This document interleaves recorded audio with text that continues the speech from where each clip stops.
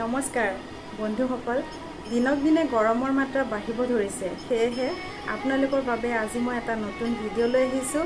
যিসকলৰ গৰম বহুত বেছি, তৎক্ষণাতে খং উঠে আৰু প্ৰেছাৰটো হাই হৈ থাকে, তেওঁলোকৰ বাবে এই ভিডিঅ'টো খুবেই প্ৰয়োজন। আজি মই আপোনালোকক এটা প্ৰাণায়াম কৰি দেখুৱাম, আৰু এই প্ৰাণায়ামটোৰ নাম হৈছে শীতলী প্ৰাণায়াম। শীতল মানে শীতল, গোটেই শৰীৰ শীতল কৰি দিব। এই প্ৰাণায়ামটো সকলোৱে কৰিব পাৰিব, কিন্তু যিসকলৰ প্ৰেছাৰ ল' আছে তেওঁলোকে এই প্ৰাণায়ামটো নকৰিব। আহকচোন এই প্ৰাণায়ামটো কেনেকৈ কৰে। প্ৰথমতে দীঘলকৈ জিভাখন এটা ৰিং বনাই ল'ব, ৰোল এটা বনাই ল'ব। তাৰপিছত দীঘলকৈ বাহিৰৰ পৰা উশাহটো টানিব।